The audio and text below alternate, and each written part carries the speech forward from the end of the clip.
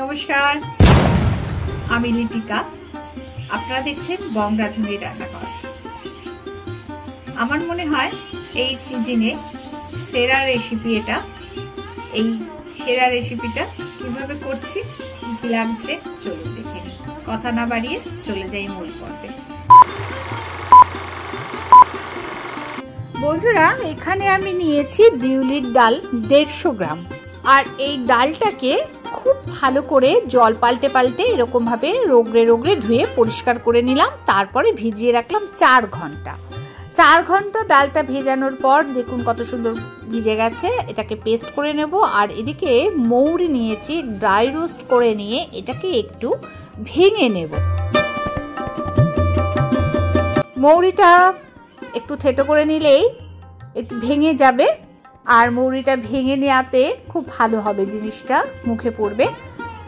এইবার এই যে ডালটা, বিউলির ডালটা পেস্ট করে নিয়েছি মিক্সিতে, তার মধ্যে 2 চামচ ওই ড্রাই রোস্ট করে যে ভেঙে নেওয়া মৌরিটা দিয়ে দিলাম। আর পরিমাণে নুন দিলাম। এটাকে খুব করে ফাটিয়ে নিতে হবে। কতক্ষণ অবধি ফাটাবেন বলুন তো বন্ধুরা? ঠিক যখন জলের মধ্যে দিলে এই ডালের ব্যাটারটা ভেসে উঠবে। দেখুন, এটা কিন্তু গলে গিয়ে জলের সাথে মিশছে না, ওইভাবেই ভেসে রয়েছে।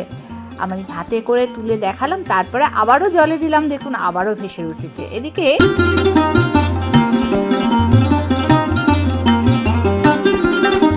তেল গরম হয়ে গেছে। তার মধ্যে ছোট্ট করে একটা ভেজে নিলাম ব্রহ্মার উদ্দেশ্যে। তারপরে এইভাবে সমস্ত বড়াগুলো ভেজে নিতে হবে। বেশ লাল লাল করে ভেজে নেব।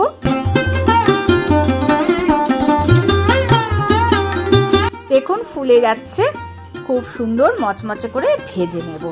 আজকে যারা নতুন বন্ধু আমার সাথে আছেন তাদের বলবো সাবস্ক্রাইব করে পাশে থাকা বেল আইকনটি অল ক্লিক করে দেবেন। তাহলে আমি যখনই নতুন রেসিপি পোস্ট করি না কেন, সবার প্রথম আপনাদের কাছে নোটিফিকেশন পৌঁছে যাবে।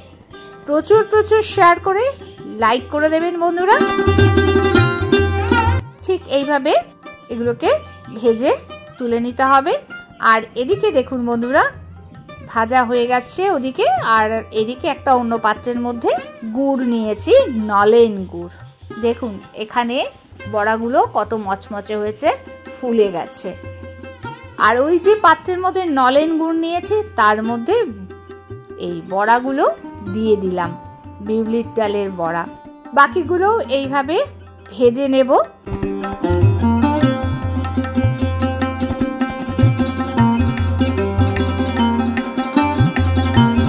এইভাবে চেপে চেপে দিতে হবে রসগুলোর মধ্যে। অন্য পাত্রের মধ্যে রেখে আর ওই ওপর দিয়ে ওই রসে ভেজা ডাল বড়াগুলো দিয়ে দিলাম। রসে ফুটাবো এটাকে। গুড়টা যেহেতু অনেকটাই ঘন, তাই 1 কাপ আন্দাজ জল মিশিয়ে দিলাম। আর এটা এবার ফুটতে দেব।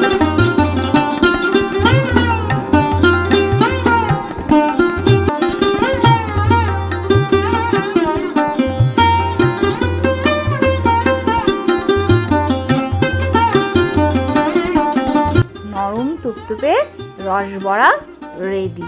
কত সুন্দর, দারুণ খেতে হবে বন্ধুরা। এই শীতে জমে যাবে, সবচেয়ে সেরা রেসিপি। এই জন্যই বললাম, রসবড়া তো আমরা খাই, কিন্তু চিনি শিরার বদলে যদি এই নলেন গুড়ের রসের মধ্যে রসবড়াগুলো দিই তবে কেমন হয়। সেরা কিনা সেটা আপনারাই বলবেন বন্ধুরা। আজ এই পর্যন্ত, ফিরে আসছি পরবর্তী ভিডিও নিয়ে। পরবর্তী সময় ভালো থাকবেন, সুস্থ থাকবেন। আমার সঙ্গে থাকার জন্য সকলকে ধন্যবাদ।